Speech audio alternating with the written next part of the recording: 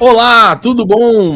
Olha só, hein? Hoje a gente tem uma verdadeira maratona aqui no canal do YouTube da IBNU para falar dos livros que nós vamos trabalhar com a leitura bíblica anual, porque, gente, é coisa pra caramba. Lembra que a gente começou a semana passada Daniel, fomos só até o capítulo 8, então a gente precisa terminar Daniel, porém, nós temos ainda Naum, Abacuque, Sofonias, Esdras inteiro e um pedaço de Neemias que a gente nem vai fazer muita coisa hoje. Vamos deixar Neemias mais para a semana que vem. Mas olha só, você tá cansado já, Daniel? Eu tô cansado aqui. Não, ainda aguento mais uns 30 quilômetros nessa maratona aí. Rapaz, esse aí, nada como ser novo. Nada como ser jovem de verdade. O pessoal acha que o Daniel que tá aqui é o Daniel que escreveu a Bíblia. Não, eu sou outro Daniel, eu sou mais jovem. Beleza, você tá legal, cara? Tô bem, graças a Deus. Bora lá. Que bom. Bom, e você que tá aí nos assistindo é nosso convidado. Ah, lógico, assistir o vídeo com a gente, interagir, dar risada, concordar, discordar, mas a participar. E como você participa? A gente te convida a se inscrever no canal do YouTube da IBNU, essa comunidade saudável para um mundo melhor, que tem lançado aqui no nosso canal todo dia um vídeo novo para você poder ser abençoado através da palavra de Deus. E nós convidamos também você a comentar aqui embaixo nos comentários, porque você assim participa com a gente. Você coloca aí, poxa vida, eu também li o livro de Sofonias. Ah, nossa, Abacuque foi impressionante para mim. Ah, eu gostei muito daquela parte do livro de Esdras e isso e aquilo. Então você é convidado a participar com a gente, a colocar aí o seu comentário, porque enriquece bastante o nosso conhecimento também. E claro, dessa forma, a gente faz essa leitura compartilhada, ou seja, todos nós estamos lendo juntos e aprendendo juntos a respeito da palavra.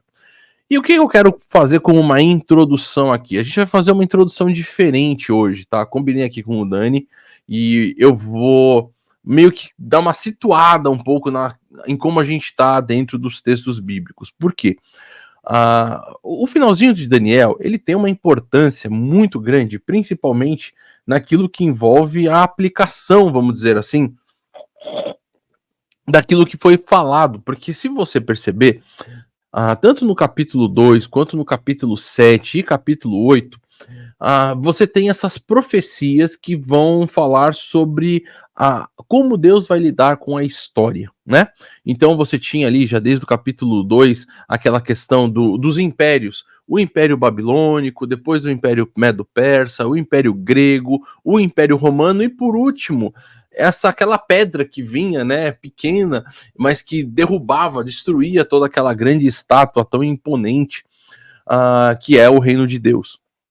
E quando a gente vai olhar agora a partir do capítulo 9, que tem uma importância significativa para tudo isso, porque todo, vamos dizer assim, o início, né, o pontapé inicial de tudo é o arrependimento que nós temos no capítulo 9, onde Daniel ora ao Senhor, ele coloca ali que o povo realmente errou, pede perdão pelos pecados e tudo.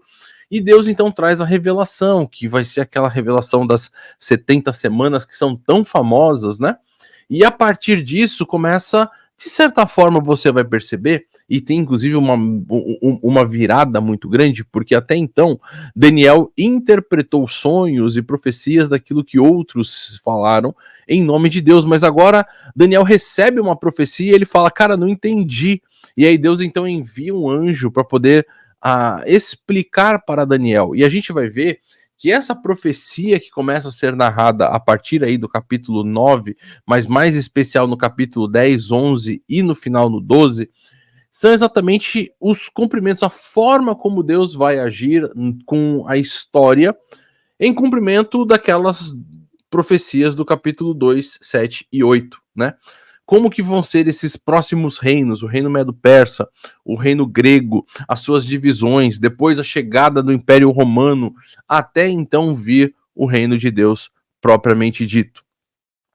E aí quando a gente chega, né, no final Porque Daniel é um livro do exílio. Nós vemos Daniel já saindo de Jerusalém, né, sendo um dos cativos, vivendo na Babilônia. Depois, já ali no capítulo 8, capítulo 6, você tem já o rei Dario, que é um rei medo-persa, mas todos reinos do exílio.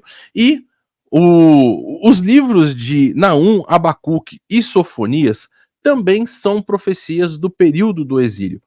E essas profecias, então, elas sempre têm, e a gente já falou isso em alguns vídeos anteriores, né, que você tem esses profetas que nós temos a partir de Isaías, são divididos em 3 grandes áreas: os profetas pré-exílio, os profetas do exílio e os profetas pós-exílio. E esses profetas, então, todos eles, Naum, Sofonias e Abacuque, são profetas do período do exílio, que aguardam, as suas profecias, elas mencionam essa expectativa do povo, do retorno para a terra prometida, o retorno para a sua casa, o agir de Deus no meio do povo, e a expectativa, inclusive, de purificação desse povo, para que retorne para a sua casa e não mais cometa os erros que cometeu e que os levou para o exílio. Então essa basicamente seria a mensagem geral desses livros. Porém, o que pra gente, e é o que a gente gostaria de dar maior foco nesse bate-papo aqui, envolve o livro de Esdras, porque Esdras é um livro que vai falar agora do próximo passo, né? Então nós falamos muito sobre o período do povo que vivia em Jerusalém, falamos agora bastante sobre o povo no exílio, mas Esdras vai ser o livro que vai trazer o povo de volta para Jerusalém. É o início do livro pós-exílio. Não é isso, Dani? É isso aí. É isso aí. E Esdras é um livro interessante porque a gente lê muitas vezes, né? A gente lê ali os profetas que você acabou de mencionar, que são os profetas, até os profetas anteriores, aqueles que estavam anunciando o exílio e os que depois anunciam a vitória de Deus em conduzir o seu povo ali para a terra de Israel de novo. Quando a gente vê tudo isso, parece tudo muito distante, mas aí o livro de Esdras, ele vem exatamente para mostrar para a gente esse cuidado que Deus tem com o seu povo e como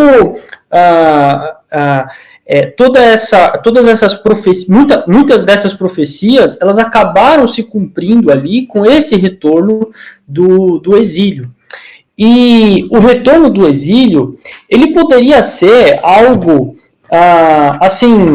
o povo voltou e agora o povo está ali, né? Vamos deixar o povo do jeito que está enfim, Deus poderia simplesmente deixar o povo e não fazer mais nada, mas Deus, ele é fiel à sua aliança, e isso é um aspecto muito bonito do livro de Esdras, porque a gente percebe de forma muito concreta essa fidelidade de Deus à sua aliança.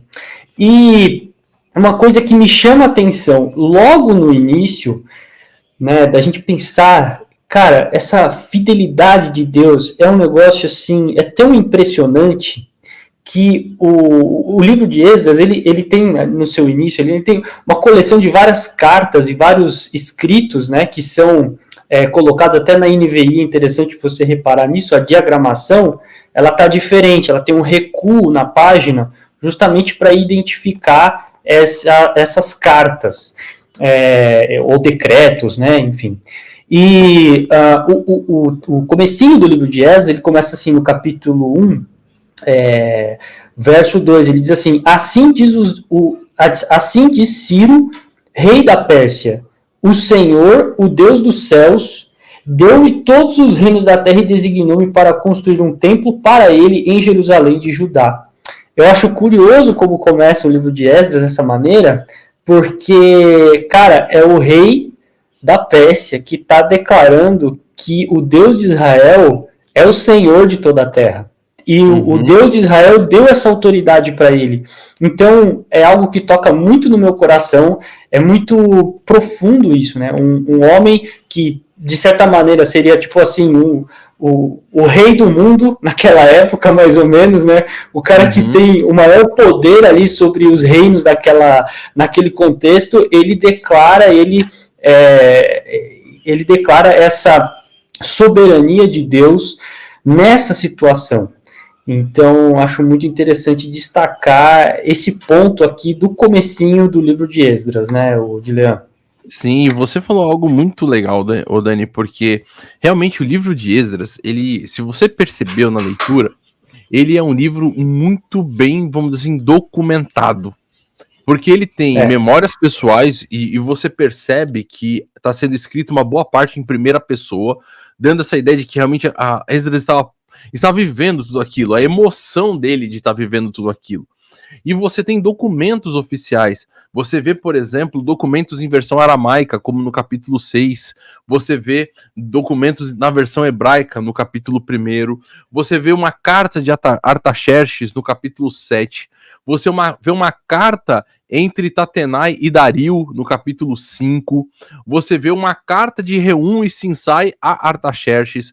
Então, assim, todos são documentos oficiais que pessoas enviaram para o rei, que enviaram, né?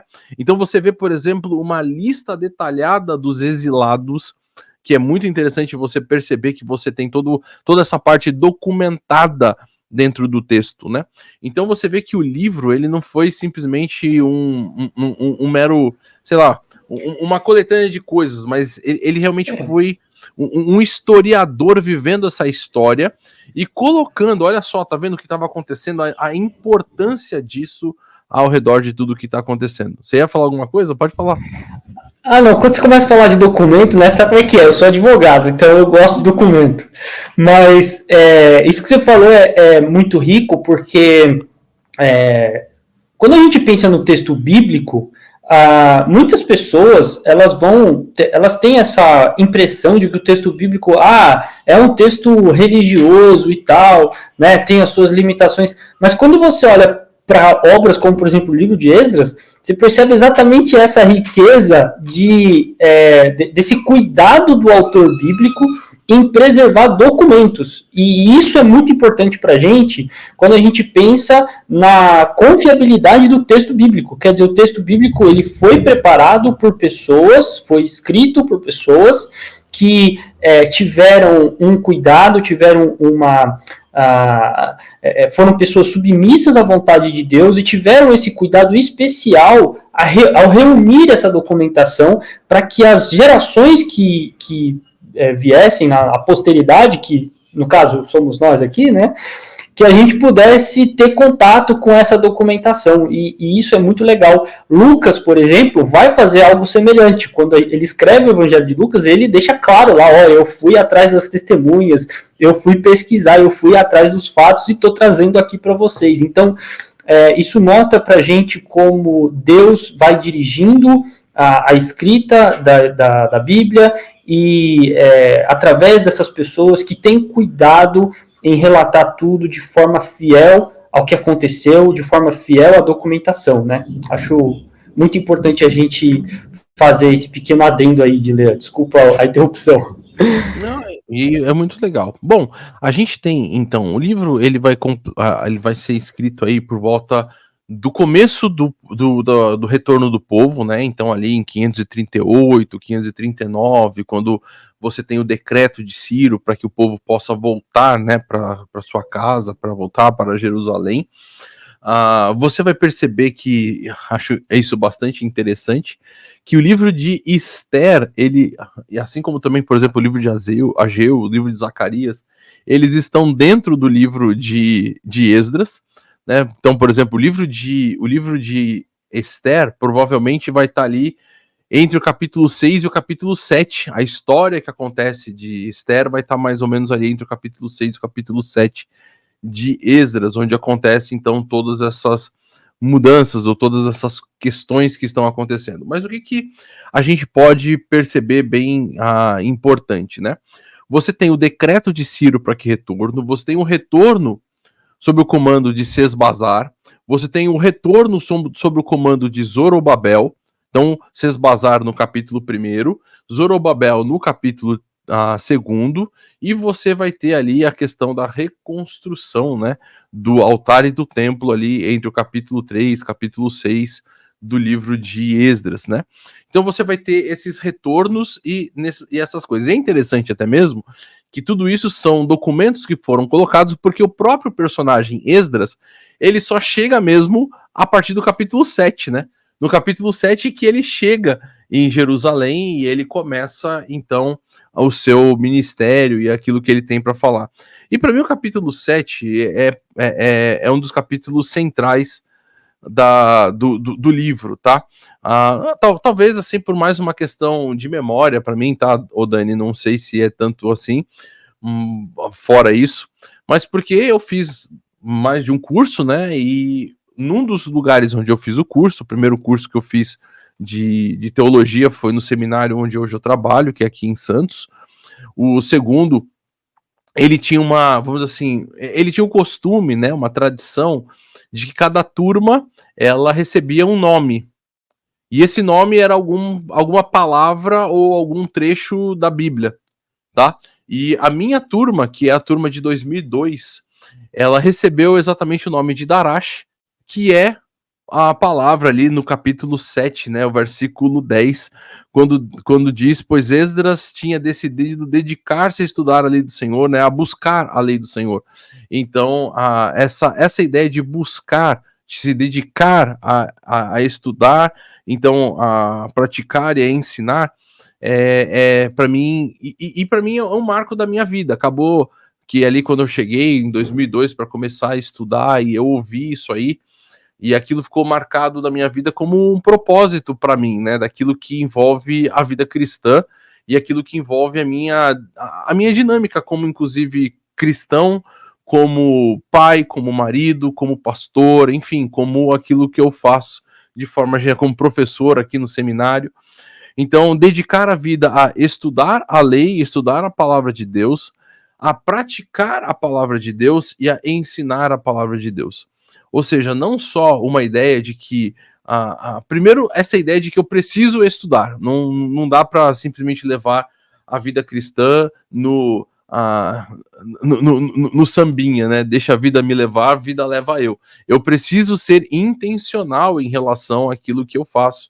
E eu preciso me dedicar, eu preciso dedicar tempo a estudar a lei do Senhor. Ou seja, nós temos algo que é riquíssimo, que é a palavra de Deus, para a gente estudar, e muitas vezes não damos o valor devido a essa questão. Mas também não adianta só estudar, porque ela não é um livro filosófico, ou não é um livro simplesmente de debate teológico, né? Então não é para eu estudar, para poder conhecer e ficar debatendo nos centros acadêmicos, ou não é para eu mostrar para os outros que eu estudei mais do que ele, que eu conheço alguma coisa. Não é isso. Eu preciso estudar a palavra de Deus para praticar a palavra de Deus. O objetivo principal do estudo da palavra de Deus na vida do cristão é a prática, é colocar aquilo que é a vontade de Deus como minha vontade e exercitá-la na minha vida no dia a dia. E aí, então, o direito de ensino, de discipulado, de passar isso adiante, de cumprir a grande comissão, de ir e pregar, discipulando, ensinando os outros aquilo que Jesus ensinou, ela faz parte desse último aspecto, depois que eu passei por esses três, de estudar, de colocar em prática na minha vida e então também passar para os outros. Isso, para mim, dentro do livro de Esdras, acabou se tornando uma marca grandíssima, né, ou importantíssima na minha vida, a partir dessa realidade em 2002, quando eu comecei a estudar. Então, para mim, esse é o meu texto preferido do livro de Esdras. Não sei qual que é o seu, Dani. Olha, mas você estava falando aí dessa questão de estudar e praticar, né? E é curioso porque quando a gente pega o próprio Esdras, a gente vê o reflexo desse estudo, dessa dedicação que ele tem a estudar a lei de Deus, por exemplo, em momentos como aquela oração que ele faz no capítulo 9, né? Quer dizer, o estudo uma oração aqui bem longa, né? Mas é uma oração que, nessa oração, ele louva a Deus, ele se humilha diante de Deus, ele reconhece a necessidade que o povo tem de se colocar diante de Deus e tudo mais. E é interessante porque o estudo, ele fez com que Esdras, estudo e a prática da palavra, fez com que Esdras ele se aproximasse mais de Deus no seu relacionamento com Deus. E é exatamente quando a gente fala, né, de estudar a palavra, ela tem que ter esse objetivo, que é da gente se tornar mais parecido com Jesus, mais parecido com aquilo que Deus quer para a nossa vida. E esse objetivo a gente repara que Esdras ele vai refletir tudo isso. Então, eu acho isso bastante interessante, muito legal a retomada que ele faz nessa oração do capítulo 9, né? Ele vai falar da terra que Deus prometeu aos patriarcas e tudo mais. Então, acho esse texto muito, muito bonito, muito interessante. E a gente vê que toda a situação, porque é um texto pesado, um texto que envolve depois toda uma decisão drástica, né, dramática do livro e tal, mas a gente vê que não foi simplesmente uma reação de puro ódio, ou sei lá, de maldade. Tanto que no versículo 3, o texto vai dizer assim: quando ouvi isso, rasguei a minha túnica e o meu manto, arranquei os cabelos da cabeça e da barba, me sentei estarrecido.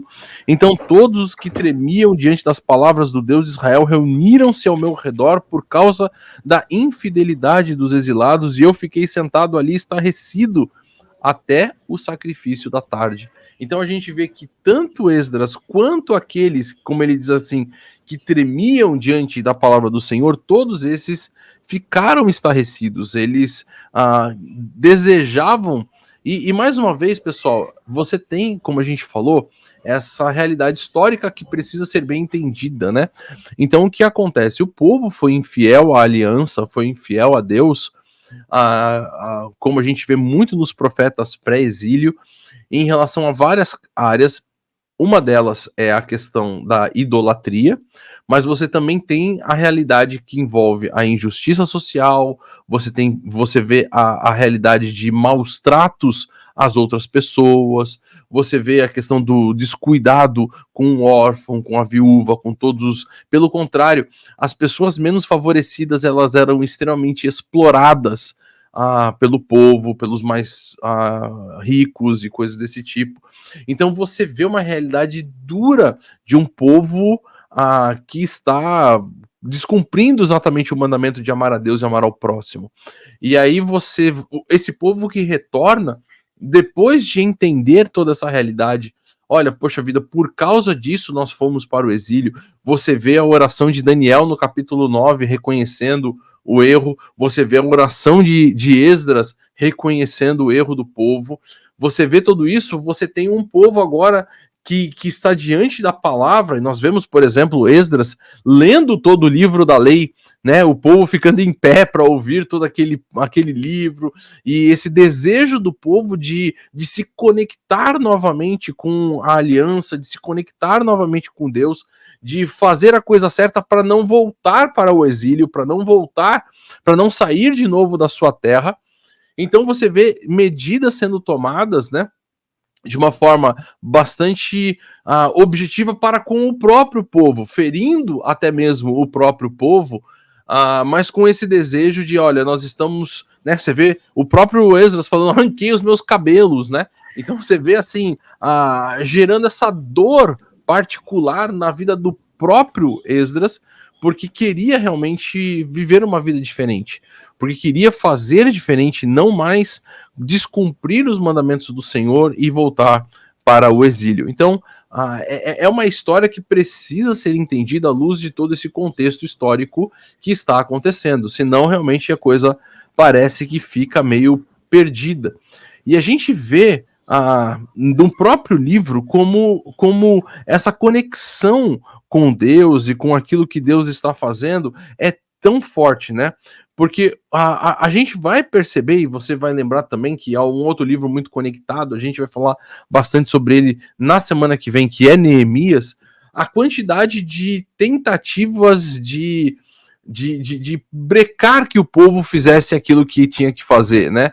de impedir o povo a fazer a coisa certa, de impedir a construção, de impedir, enfim, as questões, e o povo realmente se dedicando, né, à vontade de Deus.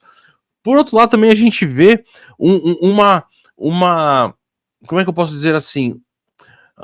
Quando a gente olha aqueles números, né? O capítulo 2, por exemplo, vai falar a totalidade do versículo 64, que voltaram do exílio, atingiu o número de 42.360 homens, além dos seus 7.337 servos e servas.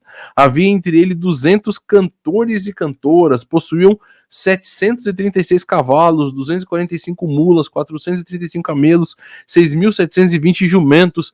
É interessante a gente perceber que o povo retorna e volta com um número muito bem expressivo, um número que está retornando para realmente poder construir todas as coisas. E a gente vê esse cuidado de registrar aquilo que está retornando, né? Como sendo assim, olha, a aliança de Deus preservada, o povo foi preservado, nós voltamos e voltamos com posses, voltamos com aquilo que temos, voltamos com essa possibilidade de ter uma vida nova. Então, acho que isso é muito bacana. Dilian, quando você pensa nisso, você estava falando dessa questão deles voltando com essas coisas todas e as pessoas voltando, eu pensei nisso quando você mencionou o fato de Neemias querer arrancar os cabelos, né? E é curioso isso, porque o que acontece?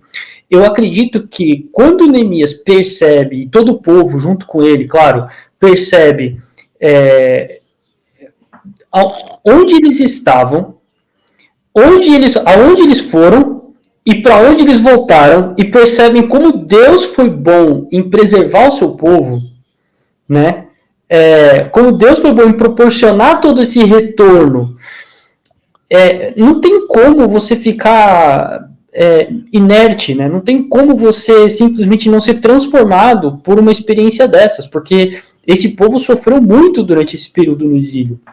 E agora Deus está colocando o povo de volta na sua terra com todo esse eu vou chamar de requinte, mas assim, até mesmo o rei da Pérsia tá do lado deles ali, sabe?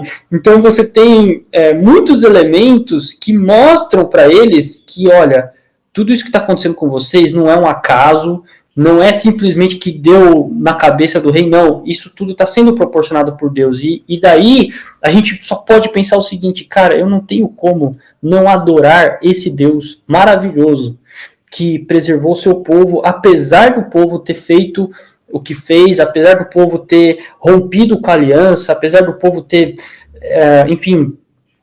maltratado os órfãos, as viúvas, as pessoas pobres, etc. Você ter tanta injustiça nos líderes de Israel naquela época e tudo mais. Apesar disso tudo, Deus está dando aqui uma oportunidade para a gente reconstruir e reconstruir com estilo, eu diria, né? Com todo esse cuidado que Deus está tendo. Então, acho isso maravilhoso nesse livro de Esdras, Guilherme.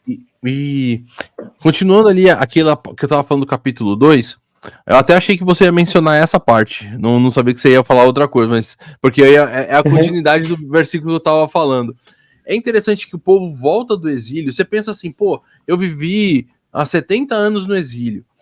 Eu quero voltar para minha casa e tô chegando aqui de volta na minha cidade. Primeira coisa, de repente, poxa, então eu voltei aqui, vi onde era a minha casa, a casa dos meus pais, casa que foi construída, sei lá, pelo meu avô, e não sei o que, e tal.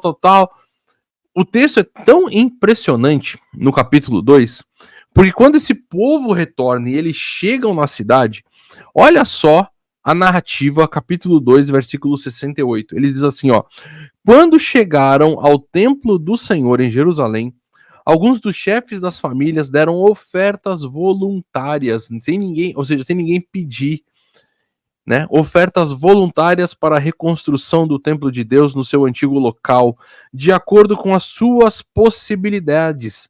Deram à tesouraria para essa obra 500 quilos de ouro, 3 toneladas de prata e 100 vestes sacerdotais.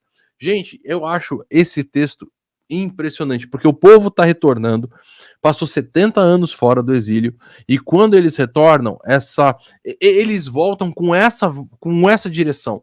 Nós precisamos nos voltar para o nosso Deus. Precisamos retornar à terra, que é o local da habitação de Deus, o templo que estava destruído, tanto que você vê que eles vão oferecer a oferta para a reconstrução, eles foram para o lugar onde ficava o templo, e aí é aquilo que vai se perder depois, e você conhece a história de que o povo depois começa a pensar somente na sua própria casa, se esquece do templo do Senhor, as mensagens de Ageu e tudo, Zacarias vão falar sobre isso.